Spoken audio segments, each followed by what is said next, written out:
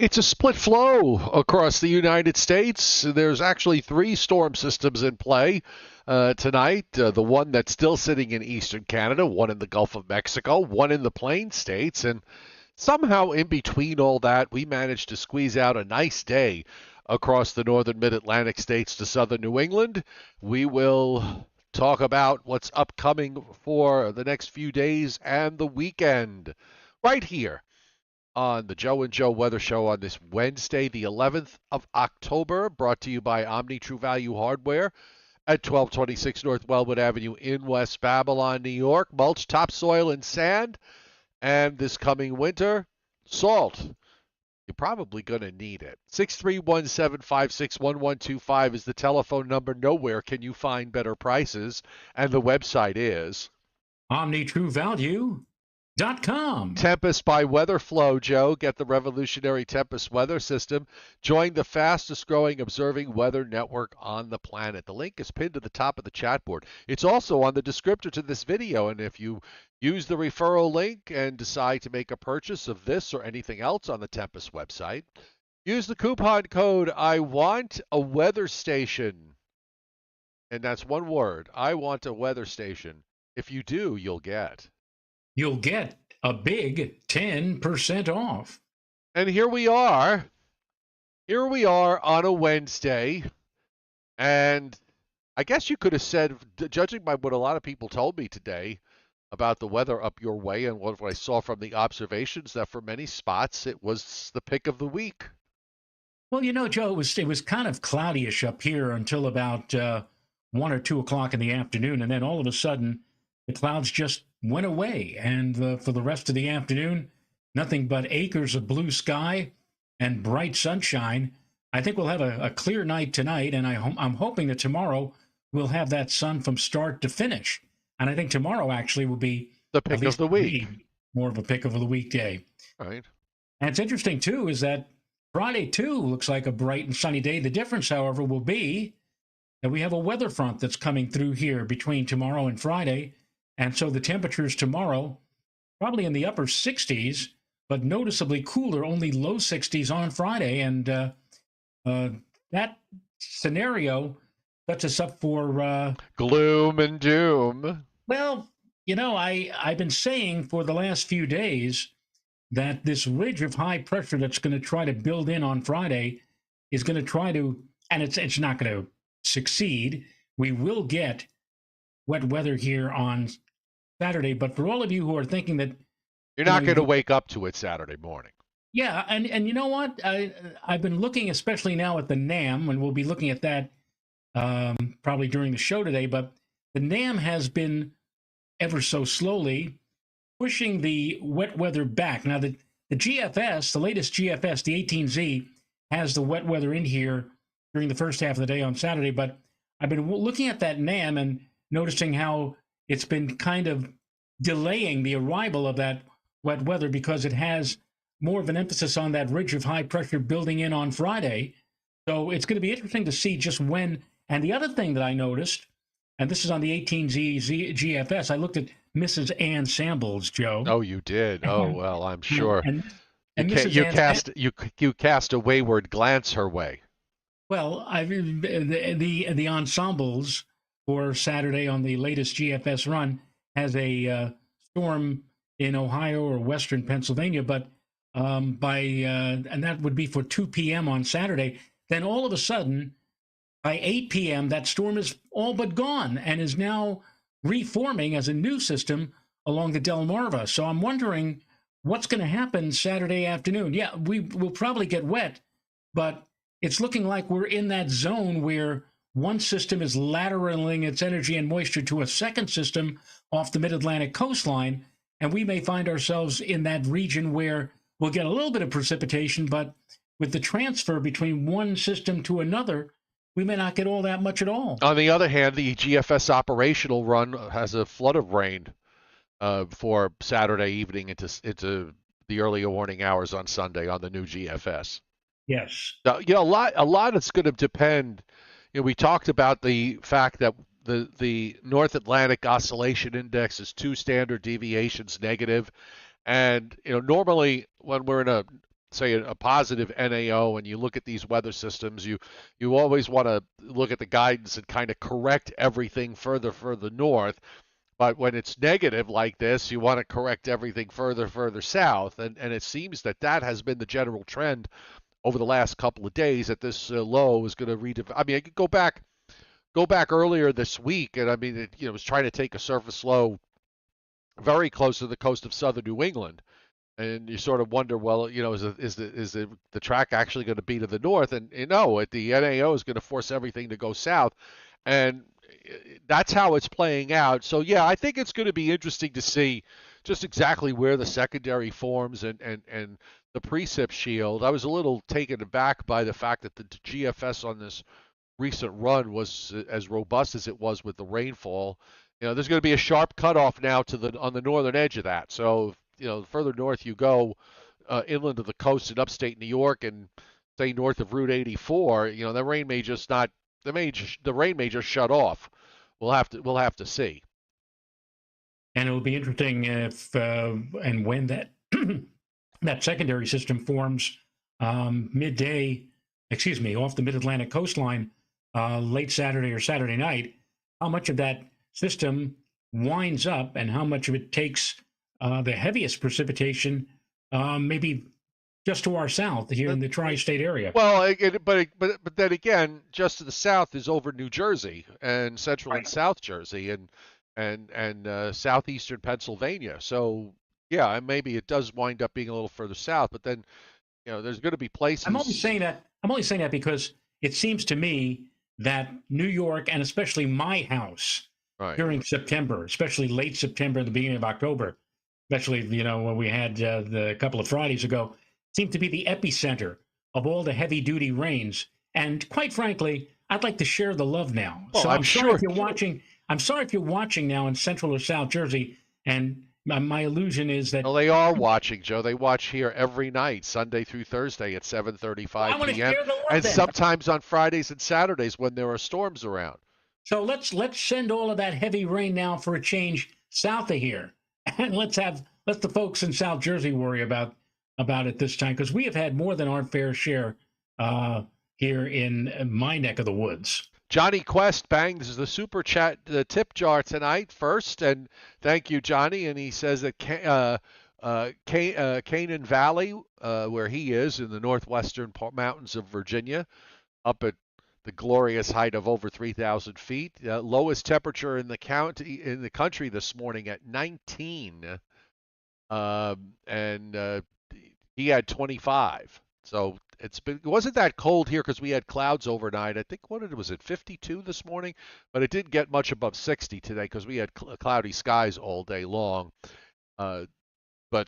And I got rain on the radar. That's one of the things I love when you look at the radar sometimes and you think you're getting clobbered, and then you look out the door, and there really isn't much, if anything, that's going on. But anyhow, I blew my leaves today. That was the most exciting thing, exciting part of my day. Does anybody know the name of Renato refers to them as polynoses? And here, it drops out of the tree, and when it comes down like a helicopter propeller. It looks like a little nut on one end, but the rest of it is kind of like the wing of an insect. Yeah, I'm trying to remember what tree. I want to say the aspen tree. And my driveway is covered with these things. Or ash, yeah. Nature's. If you ever get to see Planet Earth with David Attenborough, that one of the 1 hours that they did was strictly about about plants and how ingenious they are and how aggressive they can be with regards to trying to propagate the next generation. And he does. There's a whole section about the seed you described that looks like a helicopter. Right, we're not on the chat board. That's specifically that plant design that was evolved. That's the word. Evolved to make those seeds the way they are, so that they could spread down, downwind and just spread out that way. But what I'm saying is that that little indentation between your nose and the upper lip. Yeah. Uh, there's a name for that, but I don't. I just call it the little indentation on your I above your upper lip or whatever. And there must be an official scientific name for what Bernard refers to as maple seeds, and she calls them again poly noses, because when they come down, they look like little Yeah, they're helicopter. hell. That's exactly what they do. Exactly. Yeah. All So if right. anybody, No, go put it on. ahead. It's on the chat board. Everybody's. I'm sure you'll find out. Somebody must know out there somewhere. Welcome to those of you who are not on the chat board but lurking in the background tonight on the Joe and Joe Weather Show. If you do like the show, hit the like button because we always like to get to 100 likes, and subscribe to my YouTube channel so you don't miss us. As I said earlier, Sunday through Thursday at 7:35, and the occasional Friday and Saturday when there's a major storm of consequence going on. We'll do an extra show or two, but I don't think that's going to be the case this week. So let's. I thought we'd start with the Surface map. They updated Google Chrome, and it's been acting really funny since they updated it. So I just thought I'd mention that. Certain websites, including some of Google's own websites, will just sort of disappear and then reappear again. Anyhow, here's the Surface map from 21Z, 5 o'clock, courtesy of the Weather Prediction Center. And same low, still sitting there just southeast of James Bay at the surface, weak, but still kind of wound up aloft. And we've got this. See, this is what Google Chrome does. It's going to show up on the screen now. It's like 3/4, 7/8 of the screen all of a sudden for no reason disappeared. I don't know why it does that. But here you go. You've got this weird frontal boundary that's out in the Atlantic that swings through South Carolina, kind of curls across northern Georgia, then turns into a gigantic warm front that goes from eastern Alabama northward through Tennessee in half, and then northwestward to about St. Louis, then westward across southern Iowa, southern Nebraska, into a low in the great state of Wyoming. And to the north of that, Joe was talking about this big high that's going to be building in, and it's already beginning to build up in central Canada, and that's just going to continue to strengthen underneath this blocking pattern. In the meantime, we've got an elongated low in the Gulf of Mexico. This is a non-tropical system, and that's hooked up to that frontal boundary that you see in the Gulf of Mexico that cuts the state of Florida in half. So north of that, we've got actually a fair amount of overrunning rain. I'll come back to the satellite in a minute, but take a look at this radar down here. It's absolutely loaded. Now I'm just on the edge of the light green, and then it goes to dark green. It's raining fairly hard in and around Atlanta right now, but I'm just kind of on the edge. I got to get some of that rain in here because it's been so bone dry. But the rain has been substantial today in southeast Louisiana, which is good because of the severe drought that they have going on in much of the state of Louisiana. And you see the bands of heavy rain, but all that's moving straight east. It's making no northward progress whatsoever. So no worries from this. And then we've got this mess in the plains and in the Rockies going back to the Pacific Northwest, Mr. Rayo, and this is the beginnings of our weather system that will be coming in for the weekend. And again, a lot is going to be dependent on just how I used the analogy last night. If the high pressure system is sitting on a couch and you've got the departing upper low, the system that has been annoying us for the last several days on one side, and on the other side you have the approaching new disturbance coming in from the nation's midsection, and it's almost like the high pressure zone in the middle of the couch is trying to nudge both of them out of the way and saying, look, this is my position right now, and you're just gonna have to wait to move in. It's kind of like that. A lot of people they look at systems, Joe, the short range models, and they're always targeting, or looking at these upper level disturbances, and they're saying, okay, look at that disturbance, but they rarely ever look for the high pressure zones, the ridges. And in this particular case, it appears to me that that high that's building down from Canada, that we say the trend is your friend, that with each passing run of the short-term models, they've been making, and it's not dramatically different, but it's been making it a little stronger, a little bit stronger, a little bit more potent, a little bit more robust, and with that, trying to hold back as much as it can the system coming in for the upcoming weekend on Saturday. And I mean, the last couple of days, I mean, I've a couple of people I've spoke to. Oh, well, it looks like Saturday is going to be a washout, right? It looks like, as I've been hearing about, 100% chance of rain. Well, maybe not necessarily. It might very well hold off until, later in the day. Then the first part of the day may not be all that bad. A lot of clouds, but still may not be all that bad because, again, of that building ridge of high pressure into the northeast, which will start building in later tomorrow night and will be fully in on Friday. And that's why Friday will be bright and sunny like Thursday. The only difference is that since it's coming out of Canada, central Canada, there's going to be that noticeable difference in temperature from upper 60s tomorrow, which is when I'm going to get rid of all those polynoses and do the lawn, versus Friday when it's going to be noticeably cooler, maybe only in the low 60s at best. Yeah, Saturday's probably not going to get out of the 50s. Right. I would think, and Sunday too, for that matter.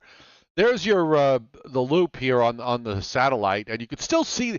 It's really with this upper low in eastern Canada. It just has been sitting there since pretty much Sunday, and it's just continues to rotate. Although its influence now is not quite as wide as it was yesterday or the day before.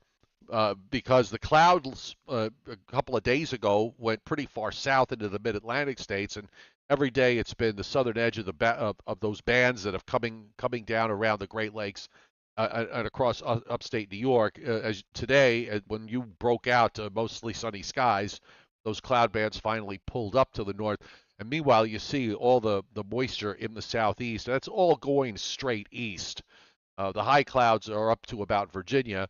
And the Pacific Northwest now, of course, we've been watching a storm off the coast of the Pacific shooting moisture inland. And some of that's actually in the form of snow. In fact, while we have this up here, we might as well take a look.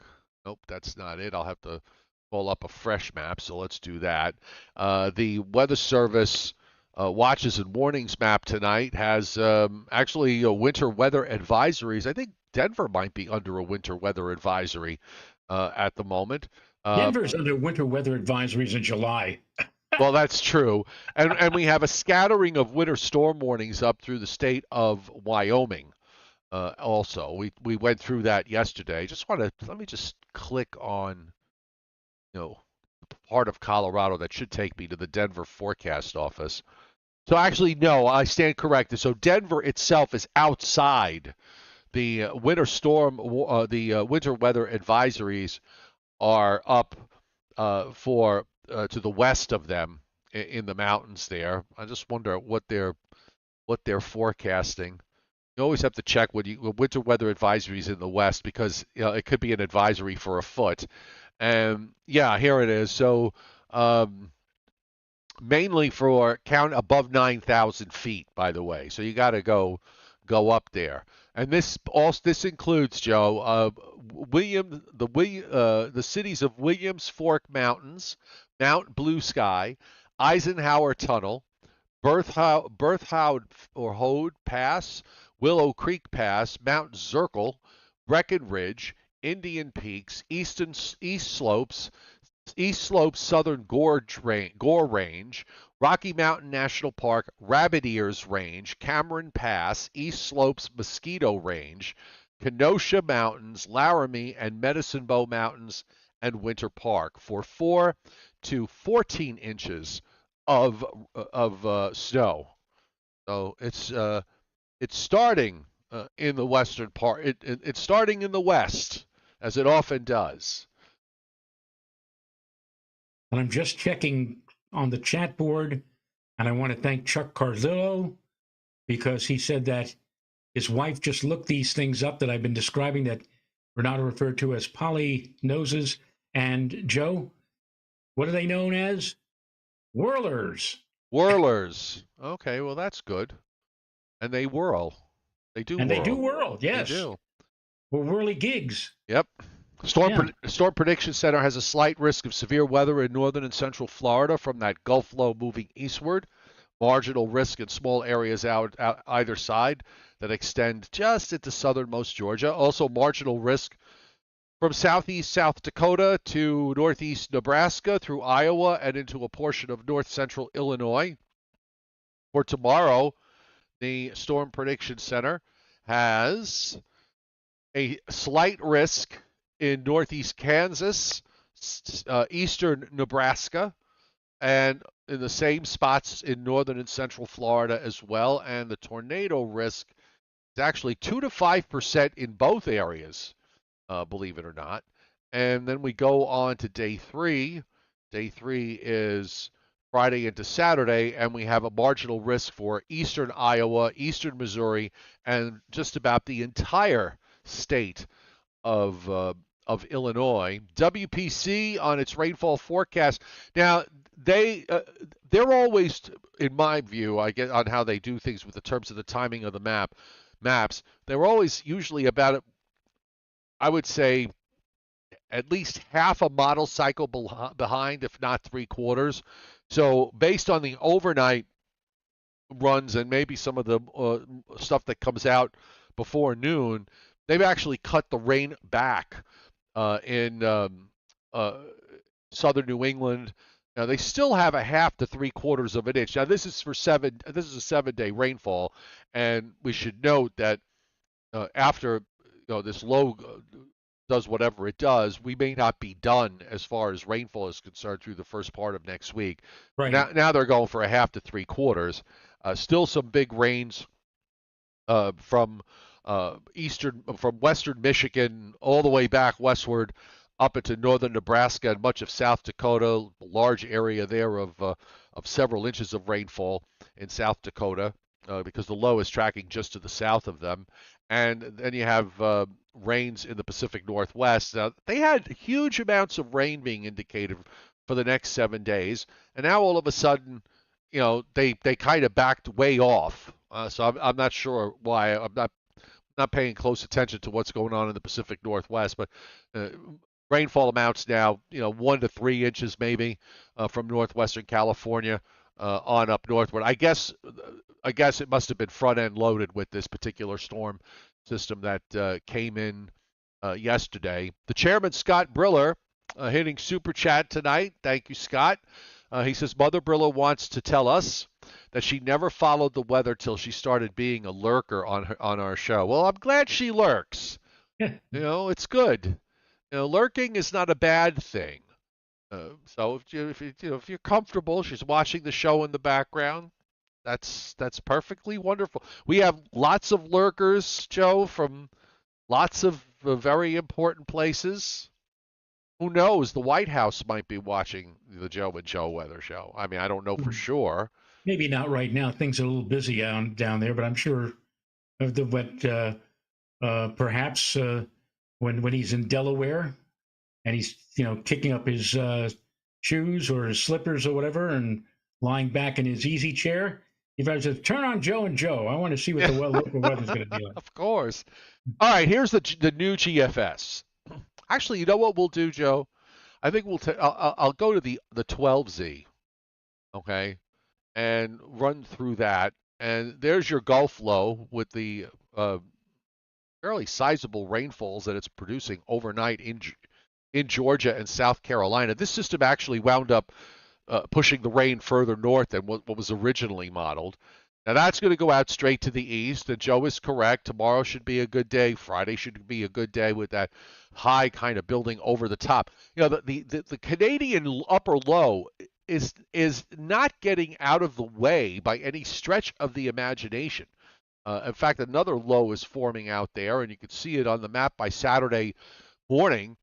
There's a 986 low just offshore eastern New Brunswick. And, there's only so much room for weather systems before they start to have to alter course, which is what this low is doing here, coming out of the plains.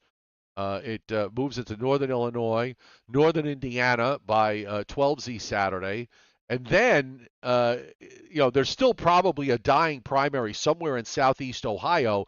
And you can see that an actual secondary low pops up there near Wilmington, North Carolina. But I, we've seen the result of having that system to the north causing this next one to go further south, and the northern edge of that precip line shuts off, like right, I guess right around Route 84, Southwest Connecticut, Long Island in it, New Jersey and Eastern Pennsylvania, particularly Southeastern Pennsylvania, down into Maryland and Delaware, get into some pretty heavy rain with this, and then it goes out, and I think that it's going to be tough to clear out because the flow is still going to be somewhat onshorish, and you still have this big upper low to contend with. And the model sort of generates these patches of showers during the day on Monday and again on Tuesday. The cutoff, the upper low is going to come overhead, and even into Wednesday morning, still showing some patchy shower activity. Now that was the 12Z run. Now I'm not sure what the logic is behind the 18Z, so I'm going to see if I can figure it out while I'm looking at this. So here's your Gulf system goes out. Same story in the east. There's your low in Iowa, into Illinois. By Saturday morning, it's actually a little slower.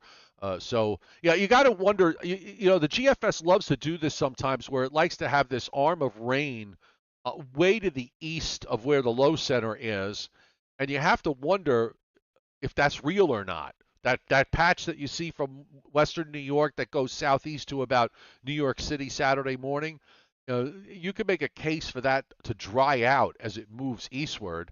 Right. And then suddenly at 18Z you start to get rain all over the place. And then look at 0Z, Joe. It's got heavy rain over over Connecticut, over Long Island, over New Jersey.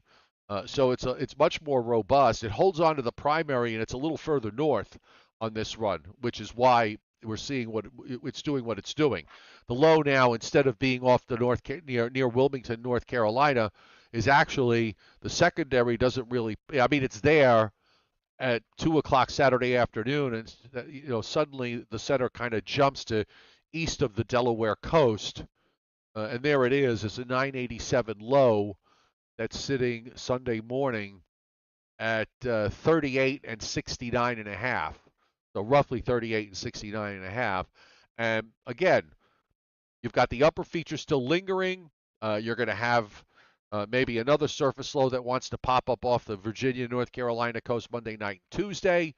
So even if we get what we get Saturday night into Sunday morning, and then the rest of the time we're just going to be you're going to have a real tough time getting out of the cloud cover. Real tough time. And just fast forward. Well, let's see. Today is the 11th. Yeah. Well, no, a month is too soon or whatever. Couple of months. Fast forward a couple of months and have this very same pattern. This is, for all the snow lovers out there, this would be the agita setup, because you're desperately trying to determine how much of the white stuff you might get out of something like this. Oh, well, this run has the heavy stuff over. No. It looks like it may end up transferring its energy and shifting to the south, and we may miss out on it. No, it might do something. This is like what I'm saying right now. We're warming it. We're warming up in the bullpen. Yeah. For what may be coming our way for the upcoming. Well, I said this yesterday, and I'll say it again today for those of you who weren't here or weren't listening. I happen to think that a setup like this, where we are in October, is actually an interesting sign, because we are having a very typical October, something we haven't seen in years probably, because we've been gotten used to this sort of normal extension of summer into the fall months. Although it's been kind of uneven in the last couple of years, but this is like a real October here. And I should point out also, with all of this happening into the east, you've got a flow of look at this flow. This is the eastern part of this high that's still up. Trying to see what that's a 1028, so it's a 1030 isobar that's on the Canadian border. it's kind of a low pressure-ish map, but still, the air in eastern Canada is going to drive all the way down into the Gulf states, through Texas, into Florida. I mean, this is all cooler than normal temperature stuff that we're seeing for the eastern two-thirds of the U.S. I'll put the temperature anomaly up, and this is for Sunday morning. Now there it is. So this is by Sunday. It's not so much for the overnights, but it's look at Sunday afternoon in terms of the scope of below normal temperatures, covering everybody east of the Rockies, except for maybe right along the northern Great Lakes. I mean, Let's that's pretty impressive. CPC, the Climate Prediction Center, has been for Who, the by last the way, if you recall, Joe, uh, for this time frame, had above normal temperatures everywhere, pretty right. much. So that was a big boo boo. Yes, that's the uh, bump bump but but but now they, but now they're indicating that the temperatures may be verging on below normal, well below normal in the south, especially in the southeast part of the U.S. So Yes, that's it, me. their tune has changed. It has. Now look, the upper air is very blocky.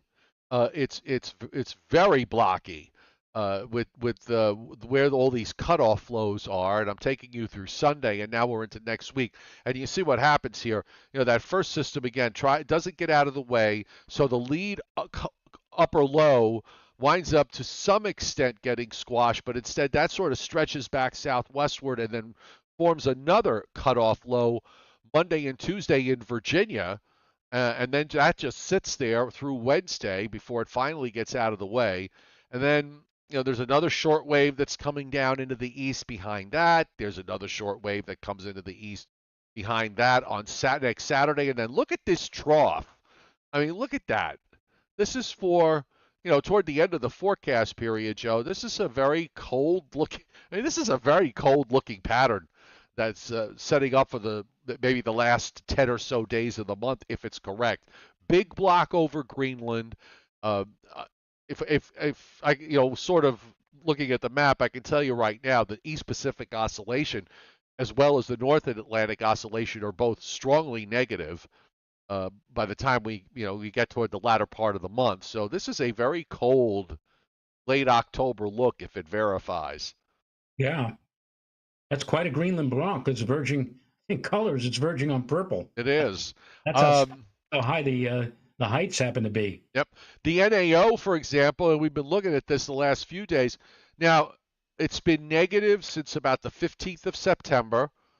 We had to wait for the Pacific side to kind of see that. That's the other thing about this that we haven't really spent a lot of time on.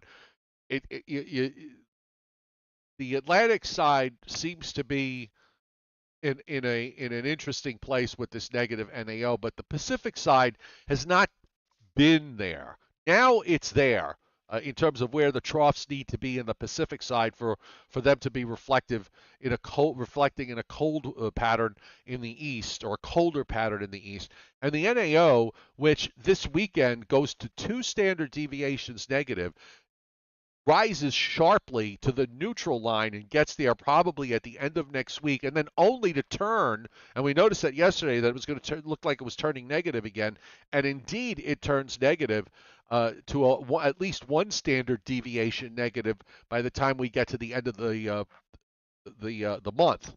Well, it's probably a little bit less than the end of the month, maybe let's say around the 24th or 25th of October. So it seems to me.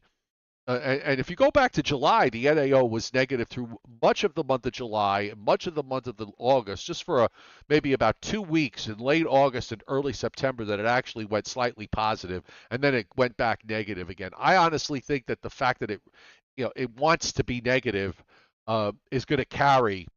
It is going to carry as we go into November and maybe even beyond that. So, um, again, snow lovers and winter weather lovers should be taking everything that's been happening in the last couple of weeks as a favorable sign for them. I want to, at least give equal time to the winter weather and snow haters who are looking at this and saying, please go away. please go to a positive NAO and a negative PNA so we can be 50 and raining in January and February. Well, Frank Scalera on the chat board is asking us, do you think this pattern we are in now will last into November? Well, I mean, you take a look at what's on the screen right now. The index comes to an end at the far right-hand side of your screen. That would be November 1st, and it's still negative. Let's go in negative again. So that having been said, it looks like at least for the early part of November, we're going to have the index and negative. Let's also look at the PNA because the Pacific North America Index is important too. And here it's actually 2 standard deviations positive with what's going on in the east. Now that stays positive. It does come off that big high. It doesn't quite get to 0. It does drop off a bit. It drops off, but it's still positive, and then it goes flat, positive and flat. So when the NAO begins to make its turn back negative again, the PNA is dropping less positive, but then it goes flat again, and you just kind of wonder, well, okay, is that a bottom? And then you're going to start to see it rally back up as we go into the month of November. I'll tell you this: if we're in the middle of the month of November with this type of pattern, somebody's going to get an early snowfall in the eastern part of the United States. Isn't that going to be fun, folks? Yeah. By the way, Hurricane Lydia, since we kind of happened overnight pretty quickly, actually strengthened to a Category 4 hurricane right before it made landfall in Mexico. We do have Tropical Storm Sean, Joe, at 11.6 and 35.3, moving west-northwest at 13, and top winds are 40 miles per hour. They don't expect it to last long, and then they've got another wave behind that's come off, and they say environmental conditions appear conducive for slow development over the next few days. So they got a 20% in the next 48 hours and a 30% chance that becomes a tropical cyclone in the next 7 days. So anything that forms out in the tropical Atlantic this time of year, it's at a time of year where the push westward gets weaker and weaker and weaker with every passing day. So anyhow, do you know what we're doing tonight? By the way, we have 76 likes. Okay, and thank you for those of you who hit the like button. Most appreciated. We love it when we get all those likes. But we like to go to over 100. So if you haven't hit the like button and you like the show, hit the like button. And if you liked Briller Jeopardy, which is once again the Little House on the Prairie theme, then you definitely want to hit the like button. And that's what we're going to do now. So is everybody ready? I'm ready. All right.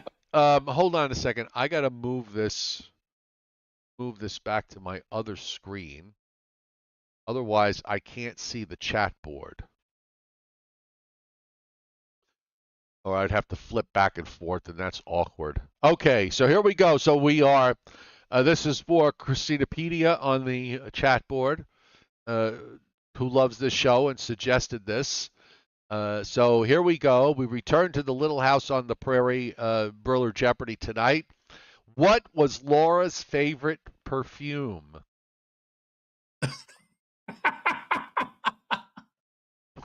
I was a fan of the show, but I was really not a fanatical fan, so... Yeah, see, and and Christinapedia got the answer like right before. She's the first one to put the answer up on the board, and she gets the answer. Lemon verbena, Verbena, lemon verbena, Joe. So write that down, and go out shopping for that for Christmas for the executive producer.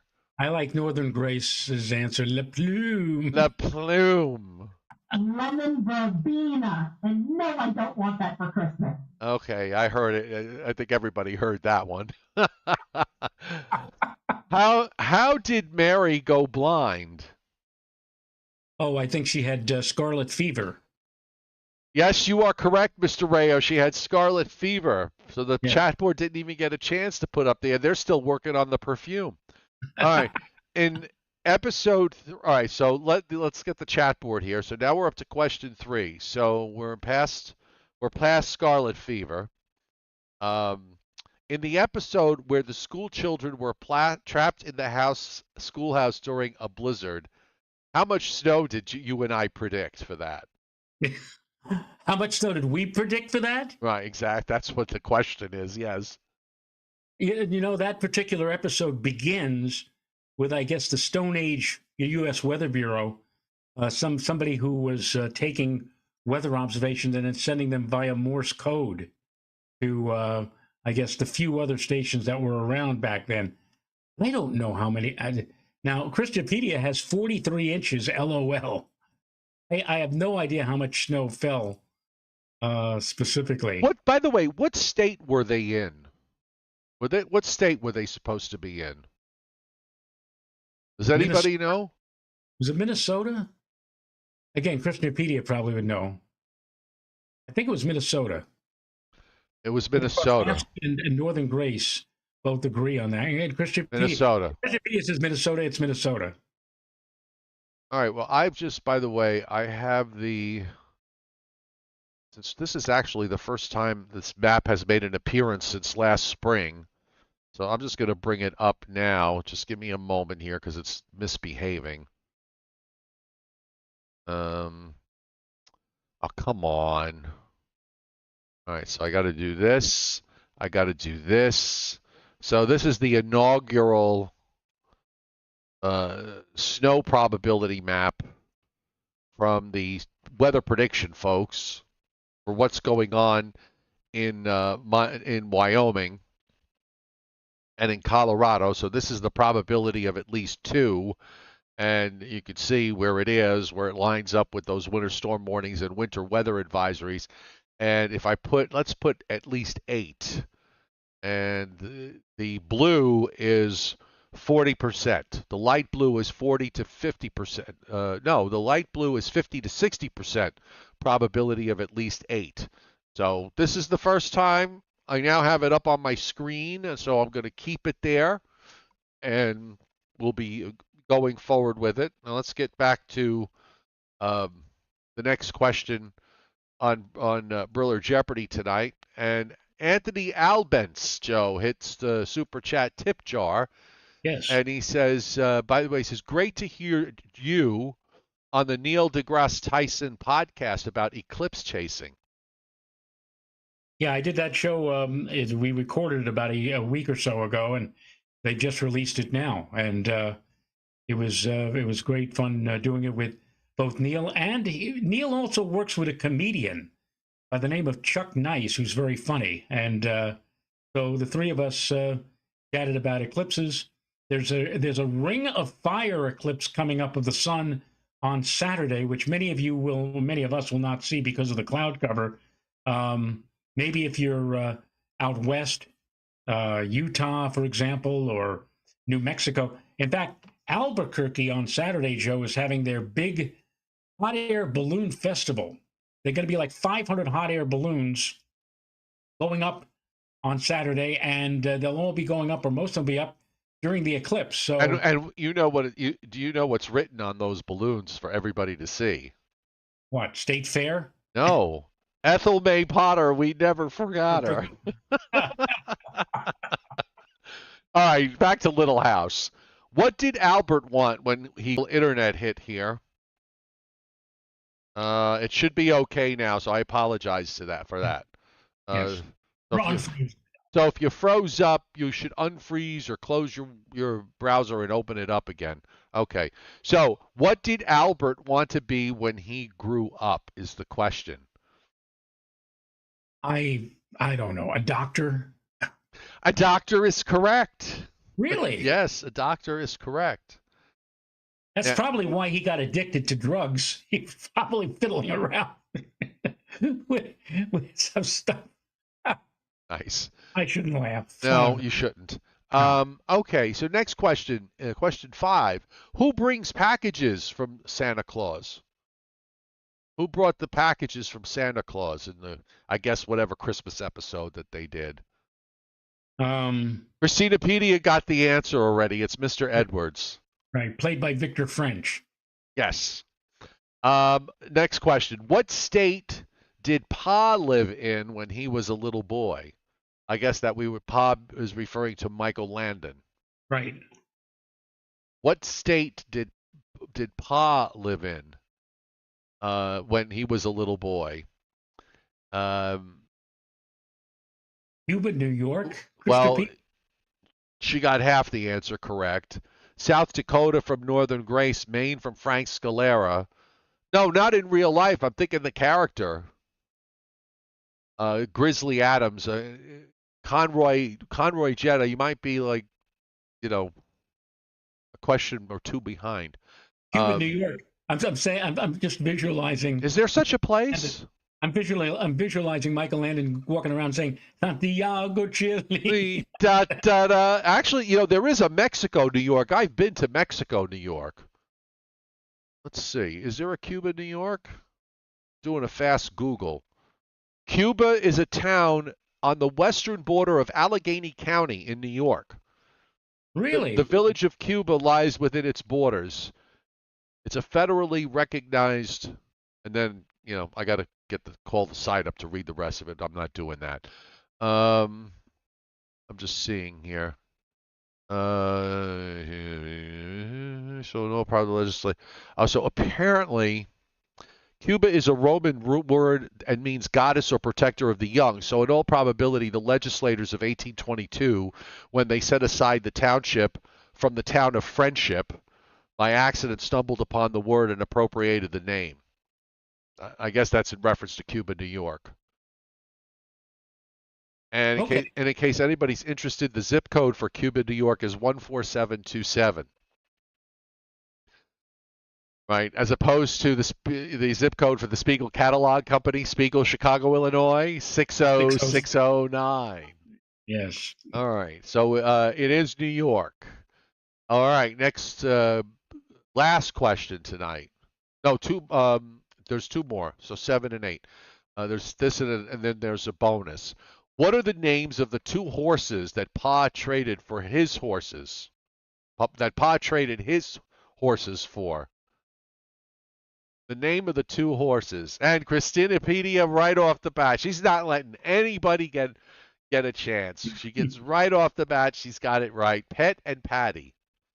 All right, so now here's the bonus question. Everybody ready for the bonus question?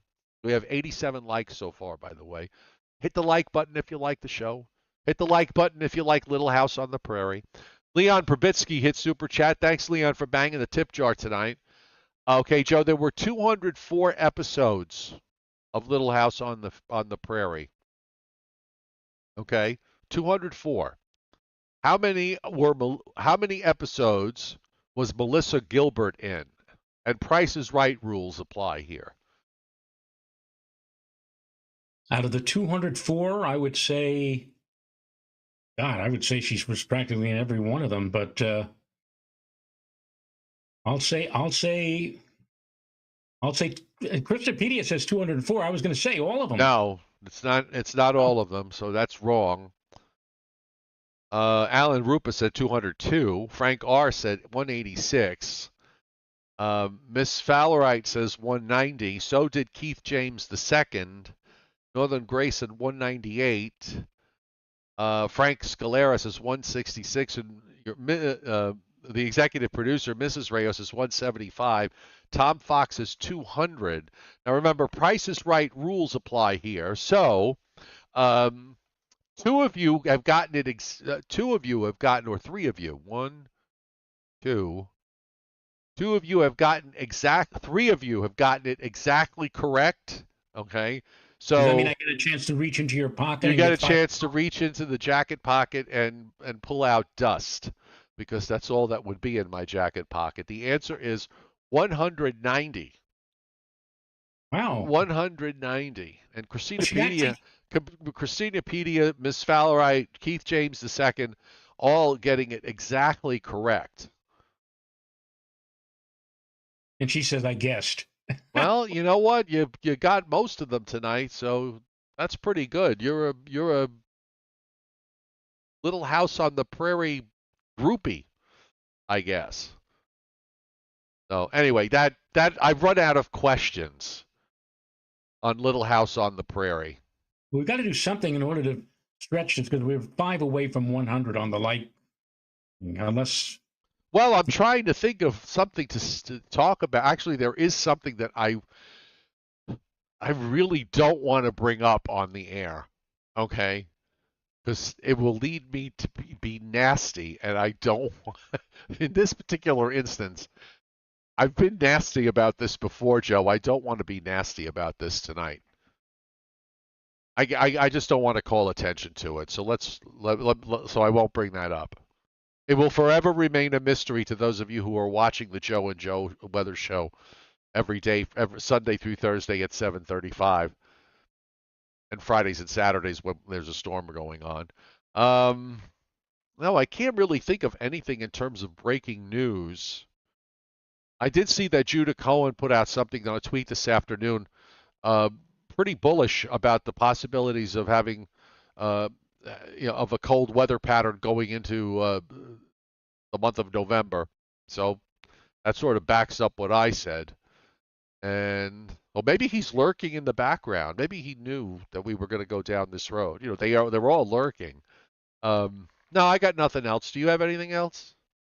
No, but what I will do is I will name the people who hit the chat bar, super chat tip jar tonight, which was Johnny Quest and the chairman. Hello, Mrs. Briller, Ma Briller, Anthony Albence, and Leon Probitsky. So thank you very much. All right. Joe and Joe Weather Show tonight, as it is every night. Brought to you by Tempest by WeatherFlow. Get the revolutionary Tempest weather system. Join the fastest growing observing weather network on the planet. The link is pinned to the top of the chat board and also on the description to this video. Use the coupon code I want a weather station for anything you purchase from the Tempest by WeatherFlow website. And if you do, you will get 10% off. Omni True Value Hardware at 1226 North Wellwood Avenue in West Babylon, New York, 631-756-1125. They have the best prices in town, and the website is OmniTrueValue.com. Somebody unliked us. So we're back at 95. Now we're back up now we're back to 96. Maybe it's a bipolar person. They liked us. They didn't like us. We can't say anything. Everybody gets off the deep end on everything, and I'm just, I don't care. I just don't care. What are you going to do to me? Fire me? It's my own show. 98 likes. We're up to 99. 99? Come on, one more. Joe wants to ring this bell so I can go to bed. Come on. There we go. You got it? All right, good.